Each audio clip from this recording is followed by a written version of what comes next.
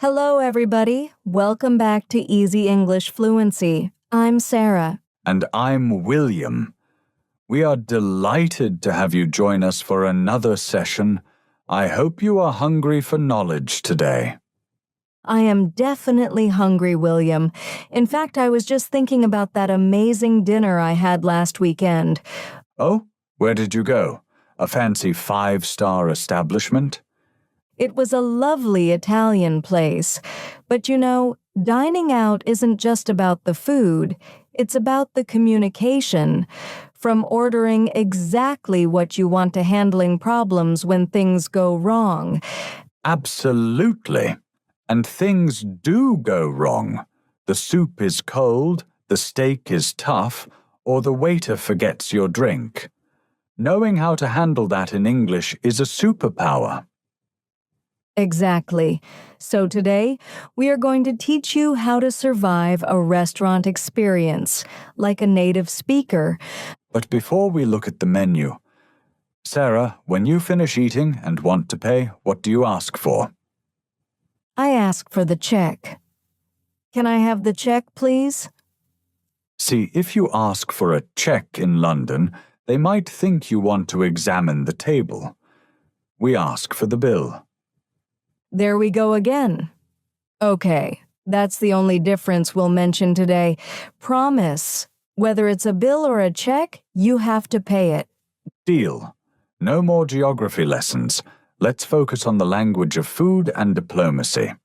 So please like this video, it's the appetizer. Subscribe for the main course, and let's dig in. Okay, let's start at the beginning. You arrive at the restaurant. You don't just walk in and sit down. Correct. Unless it is a fast food joint, you usually need a reservation. If you have one, you say, "Hi, I have a reservation under the name of Sarah." And if you don't have one, you ask, "Do you have a table for two available?" Now, here is a pro tip. Don't just accept the first table they give you if you don't like it. True. If they put you next to the toilet or the noisy kitchen, you can politely say, "Could we possibly sit by the window instead?" Or, "Do you have anything a bit quieter?" Could we possibly is a great phrase. It's very polite. Now you're seated. The server brings the menu. In English textbooks, students learn to say, "I want the chicken." Sarah, how does that sound to you? Honestly, it sounds a bit rude, like a demanding child. I want. Exactly. Native speakers use softer language. We say, "I'll have the chicken, please," or "I'd like the chicken." Or if you want to sound even more natural, you can say, "Could I get the Caesar salad?" Now let's talk about dietary restrictions. This is huge nowadays. Gluten-free, dairy-free, nut allergies. This isn't just about preference, it is about safety. Right? If you have an allergy, you must be clear. Don't say, "I don't like nuts." Say, "I have a severe nut allergy." Let's role-play this quickly. I'll be the waiter. Ready? Ready. Acting as waiter. Are you ready to order? Yes, I think so. I'm interested in the pasta, but does it contain any peanuts? I have a severe allergy. It's actually fatal.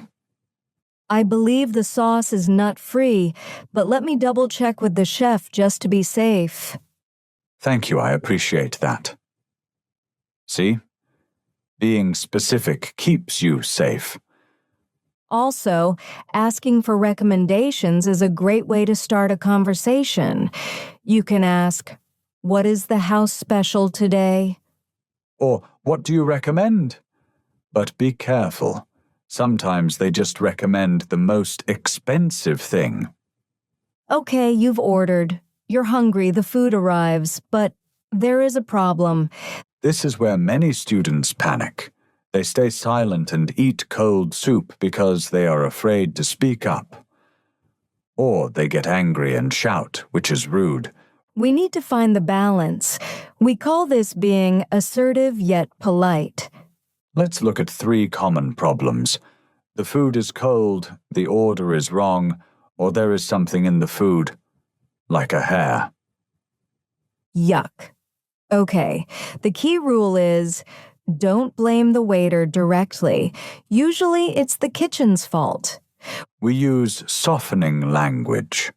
Instead of saying, "This is cold," we say, "I'm afraid this is a bit cold." I'm afraid doesn't mean you are scared. It's just a polite way to introduce bad news. Let's do a major role play. This is the core of today's lesson. Scenario: Sarah ordered a steak medium rare, pink in the middle, but it arrived well done, completely burnt/cooked. Also, she ordered fries but got a salad. Okay, I'm the unhappy customer. William, you are the waiter again. Role play starts. Cheerfully. Here we are. The steak for you. Enjoy. Looking at plate, hesitant. Excuse me? Excuse me, sir? Yes. Is everything all right? Actually, I'm afraid there's been a slight mix-up. Oh, I am so sorry. What seems to be the trouble? Well, I ordered the steak medium rare, but this looks very well done. It's quite tough. Also, I asked for fries, not salad. Oh, goodness. I am terribly sorry about that. I must have misheard you. Let me take that back to the kitchen immediately and get you a fresh one. Thank you. I'd appreciate that. Could you make sure it comes out quickly? My friend has already started eating. Absolutely. I will tell the chef to prioritize it. Can I bring you a complimentary drink while you wait? That would be lovely, thanks. Role play ends. Cut. That was perfect, Sarah. Did you notice the language I used? I didn't say, "You are stupid, you brought the wrong food." No, you said, "There's been a slight mix-up." This phrasing makes it sound like an accident, not a crime. And I used the word actually to correct him gently. And notice my response as the waiter. I offered to take it back. If the waiter doesn't offer, you can say, "Could you please take this back and change it?" What if the food is just bad? Not wrong, just tastes terrible? That is harder. You can't really return food just because you don't love the flavor. But if it is spoiled or undercooked, you must speak up. Right. You could say, "I'm sorry, but this tastes a bit off." Off means spoiled or not fresh. All right, the problem is solved. You ate the steak, eventually, and now it's time to go. We need to pay. If you are eating with friends, you have 2 options. You can split the bill, or one person can treat the others. To treat means to pay for everyone. Put your wallet away, William. It's my treat. I love hearing those words. Another phrase for splitting the bill perfectly evenly, 50-50, is to go Dutch. Let's go Dutch. It's a classic idiom. But usually we just say, "Can we split the check?" William, now, we have to talk about the elephant in the room. Tipping. Oh boy, this is where the US and the UK are very different. In the UK and most of Europe, service is often included in the bill. It might say service charge. If not, we usually leave about 10% to 12% if the service was good. If the service was bad, we leave nothing. In the US, it is completely different. Tipping is mandatory. Well, culturally mandatory. Waiters rely on tips for their salary. Really? Even if the service was just okay? Yes, 15% is the absolute minimum. 18% to 20% is standard. If you leave 0% in America, the waiter might run after you to ask what they did wrong. That is stressful. So if the bill is $100, you have to pay $120. Exactly, it's part of the cost.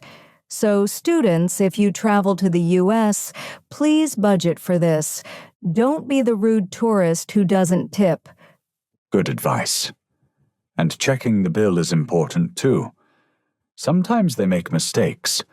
They might charge you for that drink they said was complimentary. Good catch. If you see a mistake, say, "Excuse me, I think there is an error on the bill. We didn't order this wine." Music. Upbeat, energetic beat return.